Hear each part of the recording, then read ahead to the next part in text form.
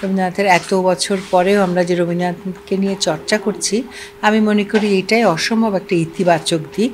এবং একই সাথে আমার দৃঢ় বিশ্বাস যে যতদিন পর্যন্ত বাংলা ভাষাভাষী মানুষ থাকবে, রবীন্দ্রনাথকে নিয়ে চর্চা হবে, নানা ধরনের আলোচনা হবে। আমি তো রবীন্দ্রনাথের মগ্ন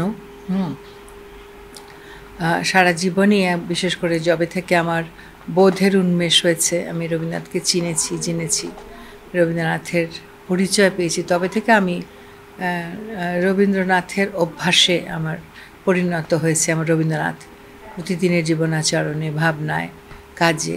তো কাজে আমি নিজে মনে করি যে রবীন্দ্রনাথের গান নিয়ে নানা ধরনের কাজ হবে, তার মধ্যে কিছু ভালো কাজ হবে, কিছু খুব সাধারণ কাজ হবে, আর কিছু একেবারেই নিম্নমানের কাজ হবে। এটা আমাদের গ্রহণ করতে হবে। 1, 2, 3 ঢাকায় জমি জিতে নিন 100% ক্যাশব্যাক সহ 20 কোটি টাকার পুরস্কার। রবীন্দ্রনাথের এত বছর পরেও আমরা যে রবীন্দ্রনাথকে নিয়ে চর্চা করছি, আমি মনে করি এইটাই অসম্ভব একটা ইতিবাচক দিক।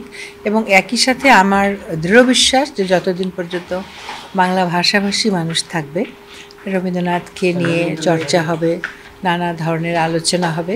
কিন্তু যেটাই আমার বক্তব্য সেটা হচ্ছে যে যেটা হয় যে কোনো একটা কিছু নিয়ে নাড়াচাড়া করতে গেলে বা সেটাকে নিয়ে ঘাটাঘাটি করতে গেলে ওই মানে